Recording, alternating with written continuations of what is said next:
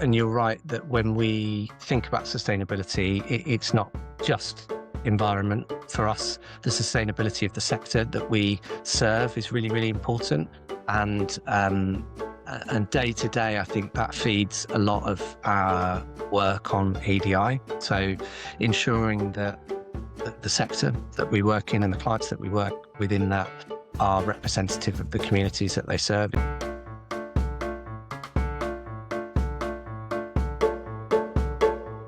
Welcome to the Impact Files podcast. I'm your host, Ned Wells, and I'm really pleased you're here. Welcome to the Impact Files podcast. And in this episode, Ruth and I are delighted to be joined by Nick Billingham, Managing Director of Charity People. Nick, welcome to the podcast. Hello, thanks, Ned.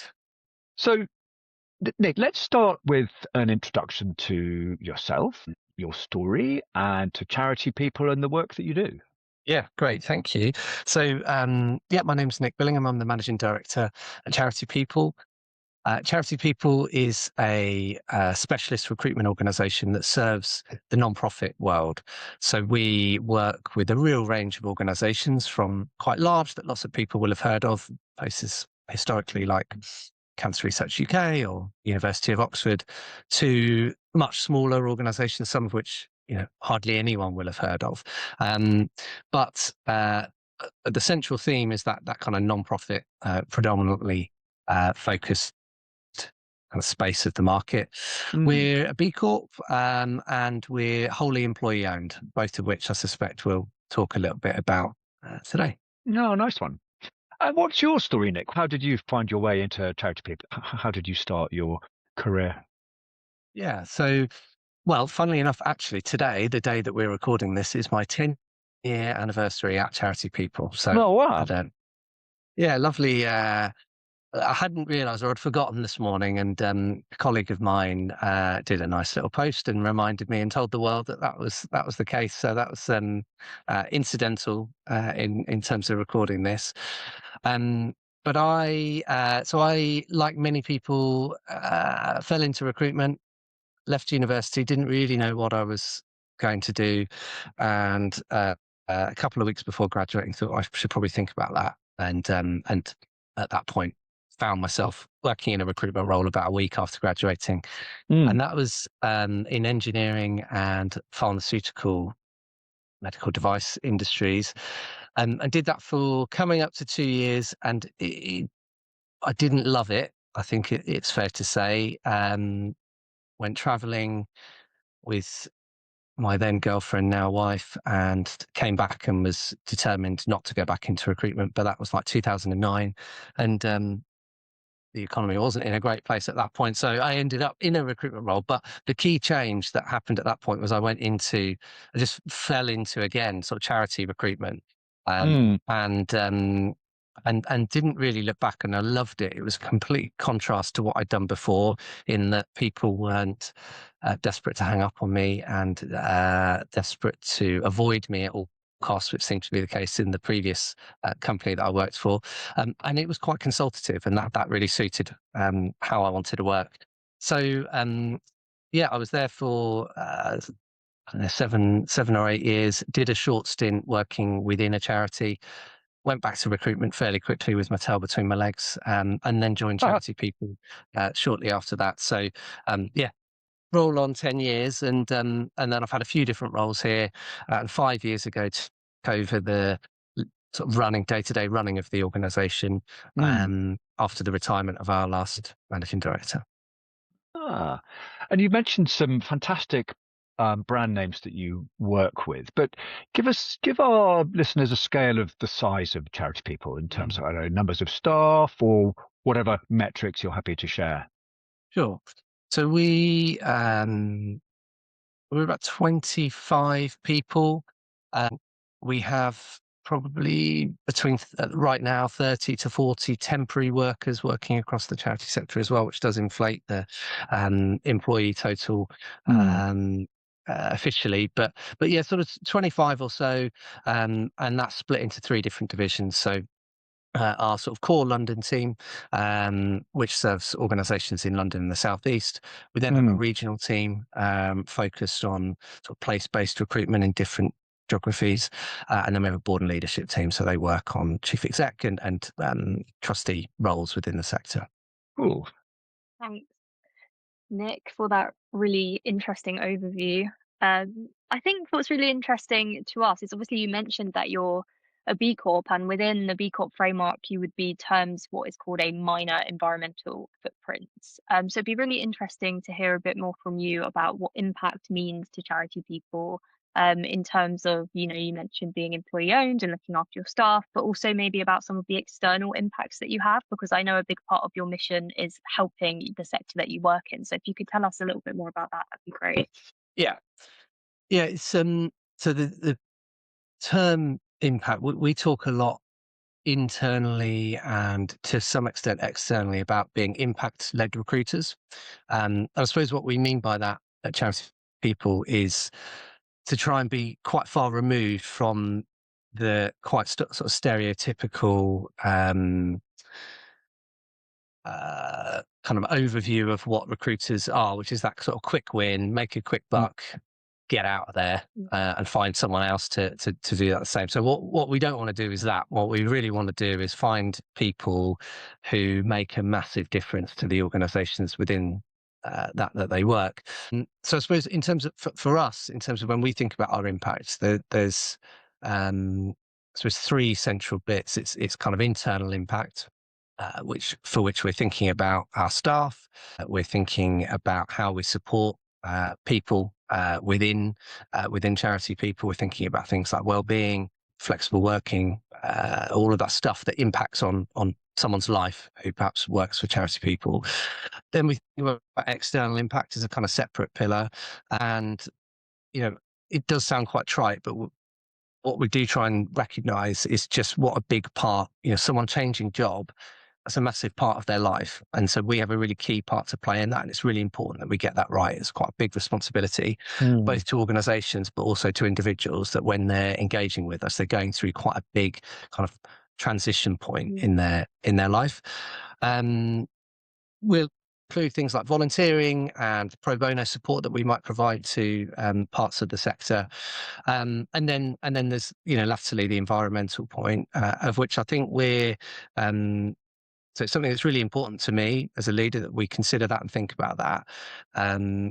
But we're, I suppose, quite fortunate in the sense that we have quite a limited supply chain. So actually, it's quite easy for us to be quite focused on ensuring that our environmental impact is as minimal as possible. And I realise it's much more complex in other industries, and other organisations have far greater challenges within that. But so when we think about impact, those are probably the three ways that we break it down. When we went through the B Corp assessment, I think there's 5 different pillars that we were measured on, of which I can't remember the names of them all off the top of my head. But we've just simplified that a little bit when we're talking internally at Charity People as to what we mean by that. And it's certainly something that, as I said at the start, we consider, and I think it's becoming more and more important since we became employee owned, which was 2 years ago last week. And in terms of, you're saying it's becoming more and more important. Obviously, you've been at Charity People now 10 years. Has it always been like that? I mean, obviously, in terms of your mission as an organisation, in terms of helping the sector, it's probably always been there. But I guess those internal bits, is that something that you've seen from the very beginning as well? Or is that something, did something sort of happen that made, it become more of a core focus? It'd be interesting to hear. Yeah. So to a point, I definitely think that has been woven into the fabric of Charity People. And I think I joined an organisation that was quite mindful of its impact. They used to use a term which I really disliked, but I suppose did encapsulate the thinking, which was changing the world one hire at a time. And it was just too glib for me to get behind, but I think that was in place when I joined. That was kind of a strap line that was used, and so I suppose that would suggest that that's always been, for the 25 years or so before I joined Charity People. It was set up in 1990. It obviously was kind of something that was important, but I think what's really accelerated it for us is that move to employee ownership. So just to expand on that, we were founded in 1990 by David Lale, and he wanted to exit the business. In 2021, 22, he and I started talking about what that exit might mean and what the options might be if he were to leave Charity People. He'd been quite removed already in the day-to-day running of it, and then sort of left, or given me quite a lot of responsibility, I suppose, to sort of manage the day-to-day operations of the business. So I think he was starting to feel like it would make sense for him to exit and move on. So really, that was when we started exploring, well, what are our options? Are there merger options? Is there a management buyout option? And the one that felt most suited to us and our environment was for the shares of Charity People to be bought by an employee ownership trust, and that's now the ownership model, so the governance model of our business. And essentially, what that means is that trust exists to purely to distribute the profits, if there are surplus profits, to beneficiaries. The beneficiaries are the staff, so the current staff and all future employees of Charity People. And so what we've got now is a model where everyone has a part to play. Every decision, every action has a part to play in determining the success and subsequently the impact of the business on our external environment. So I think it was that really accelerated why it's become more of a topical discussion point internally over the last couple of years. It sounds great. And I mean, I'm especially interested in kind of EOT, and I know it's quite a complex process to go through. Um, I'm not sure if you'll have any insight into this, but obviously it sounds great on paper and theory. Why isn't every organization employer? And so maybe you could shed some light onto like what you maybe found were some, big challenges, or like in your mind, why might other organizations struggle to take this route? Yeah. Yeah, I think we I love the concept. I think it's brilliant. And I do really think that for a lot of businesses, it's the future. I think there should be a lot of organizations that are considering this. I think it's a much more equitable approach to running and owning a business. And I think that younger generations than me will care more about ensuring that businesses are run in a way that feels more equitable. And so I think, in some ways, Mm. organizations should be really considering and thinking about whether or not this could be an option for them. And however, like anything, there are obviously challenges that come with it. I think, as I say, we're 2 years in, and we were told that it would take probably a couple of years before we got to grips as both a leadership team and a board of the trust to really sort of figure out, what does this mean, and what are the differences between being a privately owned business and an employee owned business, and how does that translate in the day to day? And we're still learning that. That's still it's hard for all the reasons that you would imagine. I mean, how do you balance kind of the equal opportunity to have your say across the staff with the need for sometimes making quick decisions and responding to opportunity? The balance between those two things is at times really difficult, and it's something that, as I say, we're learning as we go. And then the secondary bit that, I guess if I was speaking to organizations who are considering it, that they should be thinking about is actually, at the moment, access to funding is a little bit more difficult as an employee owned business. So a lot of lenders, because it's quite a new concept, a lot of lenders are quite hesitant to explore funding opportunities for you. And so that in itself has created quite a technical kind of challenge for us in the sense of access to capital. Thank you. That's really interesting. And then I guess a kind of segue into that, just because obviously EOT means that your employees are really, really bought into your business. Um, how do you make sure that the Charity People team is bought in when it comes to initiatives? So, like with B Corp, with any other sort of partnerships that you have, um, both, I guess, with clients and internal initiatives as well. Yeah, that's a good question. And I think recognise I'm completely biased when I say this, but I suppose my view is, as a leader of a business, recruitment and recruiting the right people is kind of the most important thing that you do, and that's I've sort of learned that over years, the last few years, really, that it really strengthens the need to work with a recruitment partner if you're going to go down that road, who really understands you as an organisation and wants to get under the skin of who are the types of people that are going to thrive within this environment, and how can we find those people to ensure that that you fulfil your mission. So I think, to answer your question, it key part of that is ensuring that we're hiring people who actually share the values of what the organization has been set up to achieve. Mm. And I think if you can get that bit right, then you're halfway there, really, behind ensuring that they're actually going to buy into whatever it is that we're focused on, whether that's B Corp, whether that's a partnership kind of proposition across the sector, whether it's a free mentoring program or whatever, any other bits of work that we've undertaken over the last couple of years. I think if we've hired the right people, that makes a huge change. So interesting that we're talking about this today, Nick, because I read an article just earlier today by Tom Greenwood, who's the founder of Whole Grain Digital, and I will include a link to the article in the show notes. But his article is about whether or not people really want workplace democracy, and I guess that's kind of connected with what you're talking about. And his view is that some people really want it, enjoy it, suit it, understand it. Other people, I think, if you're sort of introducing that to an existing business, some people he's saying just want to turn up at work and do their job and leave and not necessarily be involved in kind of decisions in the business.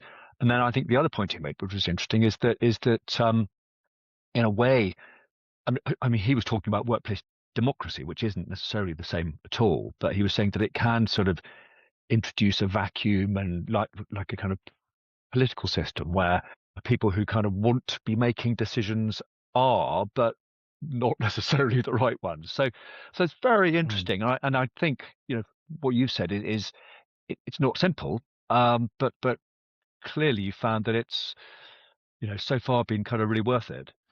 Yeah, that I would agree with the concept that you've introduced there, and I think that has been our experience, that actually, regardless of whether an employee stands to benefit from the success of the business or not, some people really want to contribute to decision making, and some people don't. They want to focus on what they've been hired to do, and that's okay.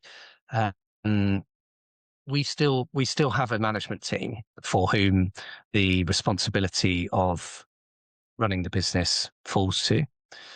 We also have something we call internally employee engagement forums, which are opportunities once a quarter to come together as a staff team and talk about some of the issues or challenges that people are facing, some of the decisions that might have been made, and have an opportunity to voice those and share those. But I think it's absolutely right that not all, you shouldn't assume that every single employee is really desperate to have a say.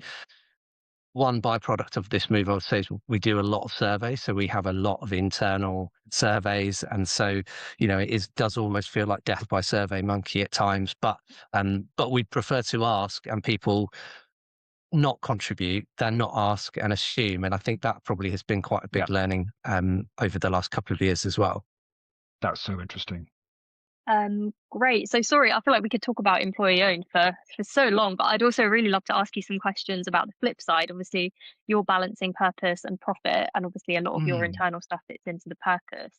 In terms of the profit side and the work that you do with your clients, I know you do a lot in terms of, helping the sector hire more inclusively. When we talk about sustainability, I think a lot of people immediately think environment, but obviously that kind of inclusivity, accessibility, diversity side of things is also really important. It's becoming even more important in the B Corp framework. really be interested to hear from you, Nick, in terms of how you sort of challenge your clients in those ways. You know, if they come to the table, you know, with a job description or whatever. I know your consultants must have to do a lot of work, almost in like a consultative way, in terms of, you know, how maybe the job description is written. Like think you do a lot around non-biased hiring in terms of you know, anonymous job applications. Yeah, just be really good to hear a bit more about how you do that and how you challenge your clients, while also, I guess, still understanding that they're your clients and they're paying you to do a service as well. Yeah, definitely. I think, you know, our starting point with this, and you're right that when we think about sustainability, it's not just environment. For us, the sustainability of the sector that we serve is really, really important. And day to day, I think that feeds a lot of our work on EDI. So ensuring that the sector that we work in and the clients that we work within that are representative of the communities that they serve is really important. And I think it's critically important that non-profit organisations take that really seriously, and avoid hiring the same types of people for the same types of roles. So it's absolutely, you know, a really big kind of component of the work that we do. But it's also really, you know, there's also something, I suppose, just to kind of give a nod to, in that the charity non-profit sector in the UK is under a huge amount of pressure in terms of funding. It's incredibly difficult to fundraise from the public, incredibly difficult to generate income from historical sources like trusts and statutory funders. And at the same time, demand is increasing in many different areas of the non-profit world. And so it can be really difficult. And I think coming to that point of how do we challenge those clients, I think, you know, we do challenge them. We do want to question, are you hiring for culture fit or culture add? Are you aware of how representative your staff population is in comparison to the communities that you're serving? Are you measuring that? But also, like, the move to make hiring more equitable and to make staff teams more diverse is a long-term investment. And I think, you know, we are also mindful of a lot of the kind of acute challenges that non-profit organisations are facing at the moment. Means that sometimes you have to have long-term goals, and then you have short-term need, and we often will need to find a way of bridging the gap between those two things. So again, like the topic of EDI, so equity, diversity, and inclusion, is something that we talk an awful lot about. And it's something we really care about. And regardless of kind of the noise that over the last few months has been coming from the US, I think we're seeing that actually individuals still care quite a lot about it, and it's still something that they, you know, as employees, people still want to know, is the company that I work for, the organization that I work for, inclusive and still invested in the need for diverse teams and inclusive work environments. So yeah, it's a really big topic, and one that I wouldn't claim in any way we have all the answers for, but I think what we have made a lot of progress with is ensuring that our service is fit for purpose to work with organisations to fulfil that that need, whatever that might be. And that will change, obviously, depending on where different people are with their own kind of EDI journey.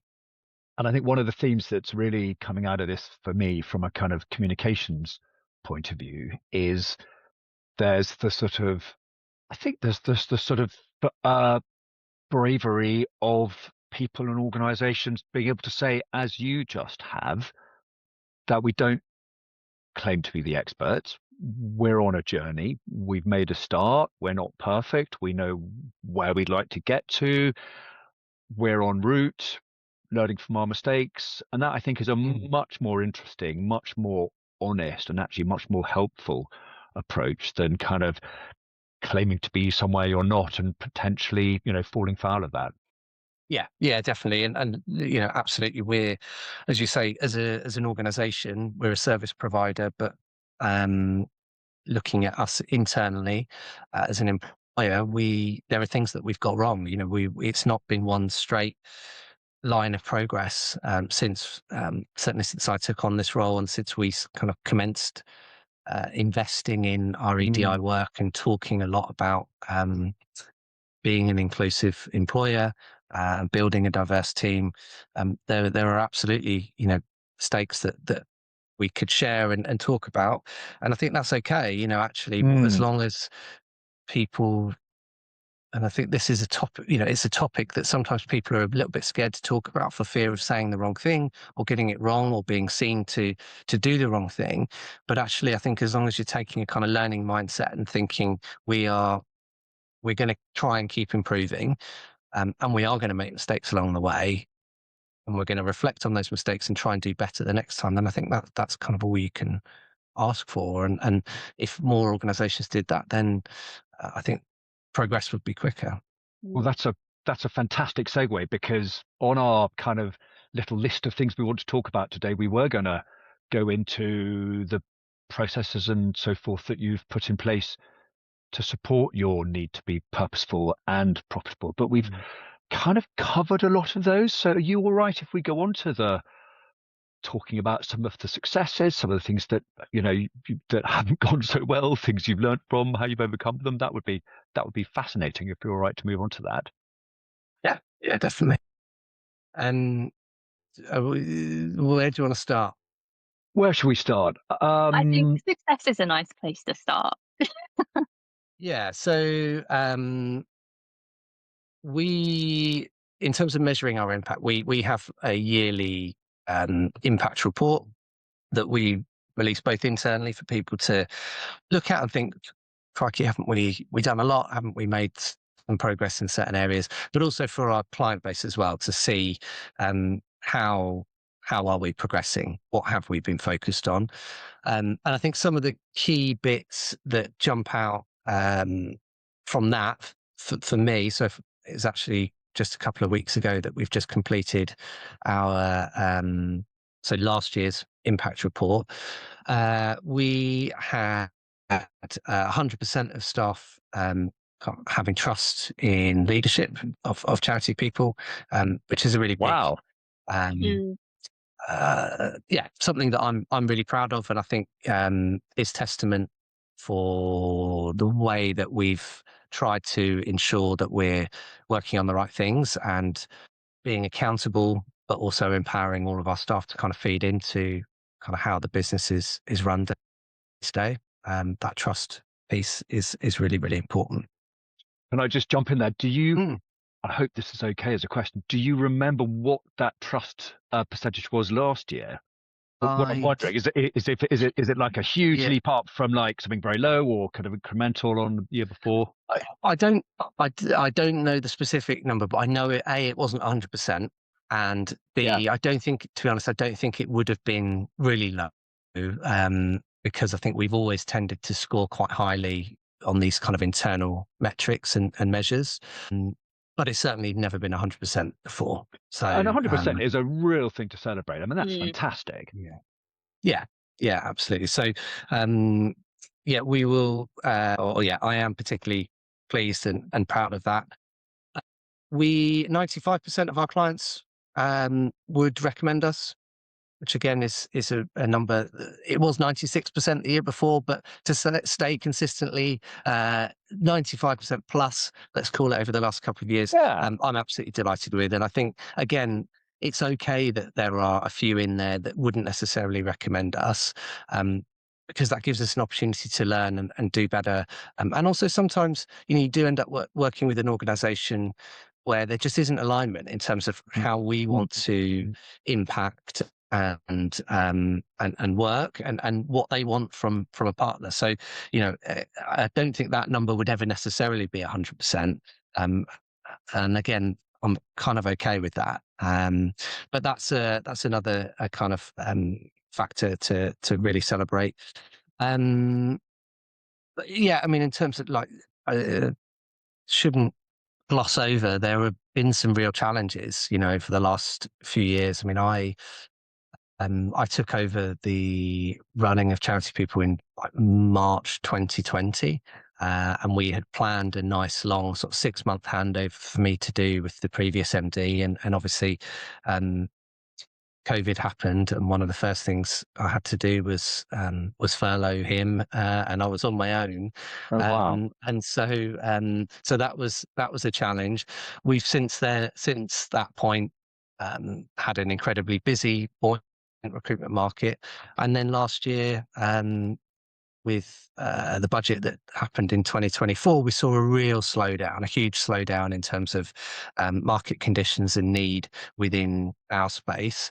And that created a real acute challenge. And we were pretty close to running out of money, which is not something that I'm sure a lot of organisations would want to shout about or tell everyone about, but was a reflection of, we'd been through this corporate transaction the year previous, and following on from that, we'd budgeted and assumed that market conditions would remain at a certain level, and when they changed pretty drastically, and it was a big change in terms of demand for a short period of time, that was really challenging for the business. And the additional context, as I mentioned earlier, is actually if your governance model is one which lenders are quite fearful of because they don't really understand or know much about, then that was incredibly challenging and difficult. So this time last year, we were in a place where we were talking internally a lot about how do we get our core costs down. And that was a really tricky kind of few months, which I'm really pleased to be able to look back on that and kind of think, we navigated that, and I think we did an okay job, all things considered. But the fact that we were in that place at that point was obviously not great. And again, there's learnings to be taken from kind of why that was. If I was ever in a position where we were going through, or I was working for an organisation going through a corporate transaction. Yeah, I mean, that's a really scary place to find yourself. Are there some key things that you did to move forward out of that very challenging position that you feel able to share? Yeah, I think, again, I remember grappling with the balance between how transparent you should be about some of those challenges with the staff team versus protecting them from the stress of what that means. And I think if you're an employee-owned business, you've got to take the rough with the smooth. And sometimes if the rough is a really challenging position like that, then actually that does come with the territory of that model. But I think actually looking back now, we probably did better for being incredibly open and transparent with everyone about that. This is the financial position. This is what we need. And we saw a lot of people actually. I think we probably saw everyone actually really kind of pull together and focus on their part of the business to ensure that that we kind of rode out that challenge. So it was in some ways, those really difficult moments are quite unifying, and I think we've got the vast majority of people are still with us who kind of went through that, what I sometimes call winter of discontent period. And actually, I think we're probably as a group and as a team better for it. But reflecting back on it, I think the learning of kind of being incredibly open probably served us quite well. I think really closely linked to that, I heard a quote recently that I really loved, which was when times get tough, the values are tested. And so I guess if you had one piece of advice to any business on this journey, and they find themselves in a less than ideal financial situation, it can be so easy to just be like, the first thing to go is the values, because I really just have to stabilize this business. What one tip would you have to kind of keep those values and your integrity in place? Yeah, that's a great question. And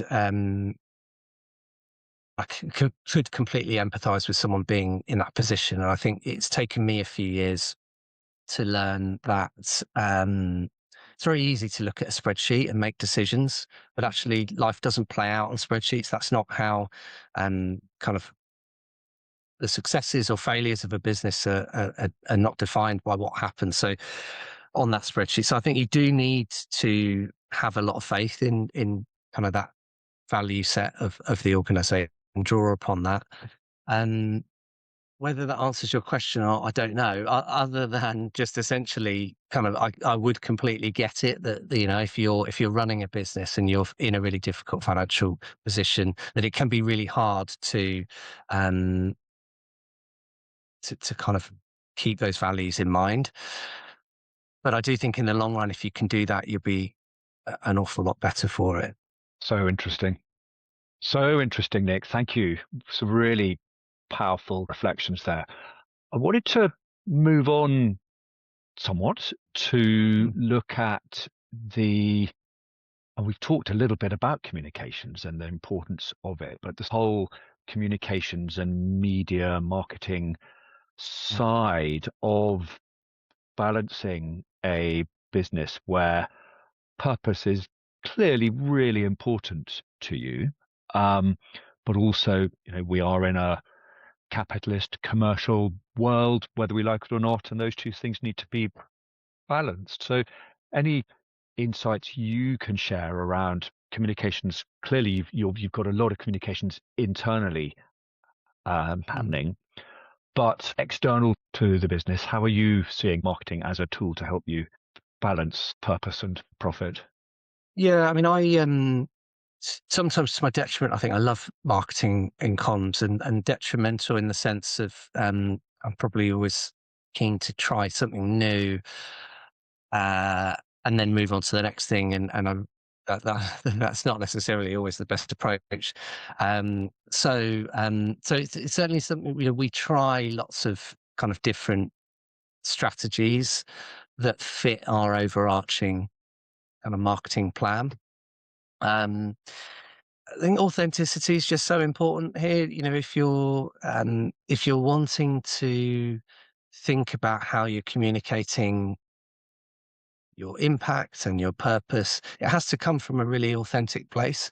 And I think, Mm, you know, all of my experience and everything that I've talked about is coming from context of being an employee-owned business, and so I think it's quite simple and straightforward for us to be talking about purpose and impact as a result, because mm, the success of what we do or what we don't do is shared. It's, you know, it's not for one or a couple of people's gain, and so maybe that's something for organizations to be thinking of, you know, mm, mm, who are working on their marketing plan and wanting to kind of communicate how purposeful and impact driven they are. Well, yeah, are they also looking at kind of governance of that organization yeah. and the structure of it? And so that's, as I say, I feel quite fortunate that it's authentic. So everything that we communicate has Mm, come from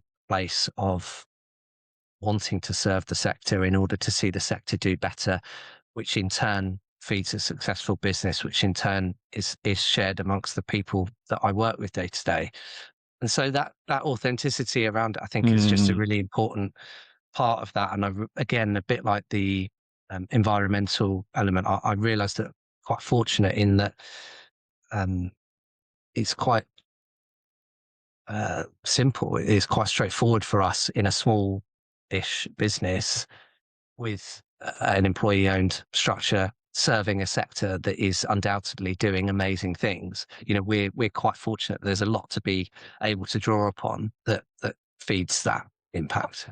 I think you're being quite British about that, in that, you know, you're saying, well, it's very simple for us, but actually, yes, it is simple, but it's simple because you've set up some very careful structures and you've been very thoughtful about who you are and why you are and what you do. So yeah, I really like what you said, but not to underestimate you know, the planning and the thinking that had to go into what, you know, the fact that now it is to a degree simple.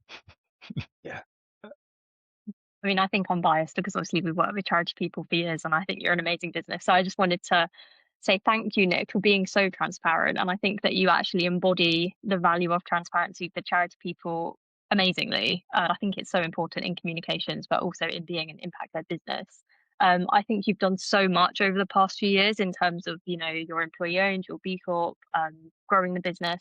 So I'd really just quickly like to know, do you have any plans for the next 12 months? Where do you see charity people going next?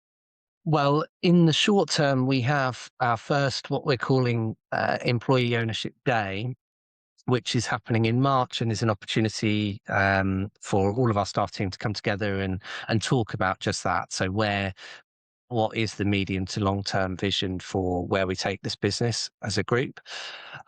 Because at the moment we're in a sort of 18-month. The strategic plan is quite dull. It's around consolidation and just stabilizing after those kind of financial difficulties that I mentioned from about a year ago. But beyond that, as we work through and come out the other side of that, there's an opportunity for us to think about what is our trajectory and what part do we have to play. So that I suppose is very much sitting on the fence for in response to that. But in the shorter term and kind of some of the bits that I'm excited to see us do more of, we have just partnered with Oxford HR on this research project addressing or looking to assess EDI within the non-profit sector in the UK and Europe. And I hope that is the first of more work from us in the sense of kind of both thought leadership, but also analysis that can support the sector to do things better or to see improvement. And I could foresee us playing a bigger role in some of those conversations over the next couple of years. Yeah, it's really exciting, and we'll definitely pop the link to the research because I'm sure. Well, I think it will be out by the time we launch this episode, so I'm sure people will be interested to see it. Yeah, great. Fantastic.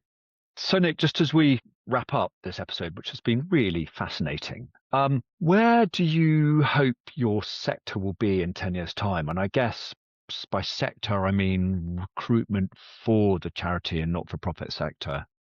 Yeah, well, most weeks I'm thinking about AI and what is the impact for our sector in the context of that changeable landscape.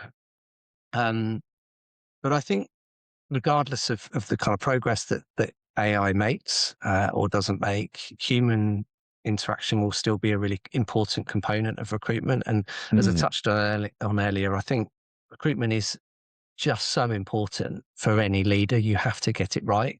And that's where I suppose my confidence that humans will continue to be heavily involved in ensuring that recruitment is done well and the right matches are made between organization and individual, humans will continue to be involved in that.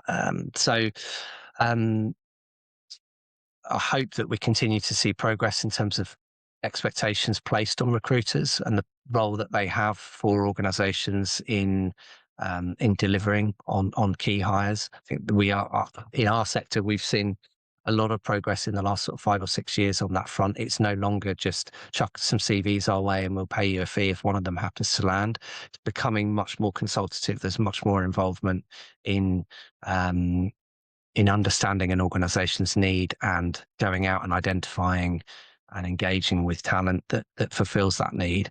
I think that will just continue to happen, and I'm here for it. And I think that's the right trajectory for recruitment in general. And I'd imagine there's a whole other podcast episode that could be done around the issues of AI and bias in recruiting. Yeah, how long we got? We'll do that next time. We'll do that next time. Exactly. Okay. One piece of advice for businesses pursuing a purpose-led approach, but twinned with those financial objectives. Yeah, I think as we touched on earlier, I think if you're genuinely seeking to run a purpose-led organization and that's what you're going to communicate, I think it's really important that you have strongly considered your ownership and how how your governance will impact on that. I think even if it's not necessarily deemed to be the right solution to go down an employee-owned business, and it absolutely won't be right for every organization, I think it's really important for that authenticity piece that you have considered, is our current structure fit for purpose if this is the route we're going down? So that would be my main piece of advice, is to really to start from that perspective, and B Corp, which we haven't talked quite as much about, but if you go through and achieve B Corp accreditation, you are literally changing the terms of which the company is founded upon. You are legally stating that you will consider people and planet as well as profit, and I think that's just a really important kind of part of that process that is perhaps often overlooked. Once you've got your badge and you're a certified B Corp, that really feeds what I love about that B Corp movement, is that you are seeing organizations that have committed to altering their governance to ensure that they are not just solely going to be focused on profit. So that would be my starting point, and that's probably my main piece of advice. I think that has been such an interesting episode, Nick. I've learned a lot more about employee ownership and the significance, the importance, and the value and the relevance of it than I was expecting. So thank you so much. How can people find out more about you? Yeah, so Charity People is simply charitypeople.co.uk. If people wanted to connect with me, LinkedIn is the main medium to do that. We'll make sure that everything is there in the show notes. Nick, that's fantastic. Thank you so much. Really lovely to talk to you. Yeah, likewise. All right. Thanks, Ned. Thanks, Ruth. Thanks for joining us today. If you've enjoyed this episode, please subscribe, like, and share it with your colleagues. For more about the podcast, about us, our marketing services, and our wider support for purpose-led organisations, please visit our website at theimpactfiles.co.uk.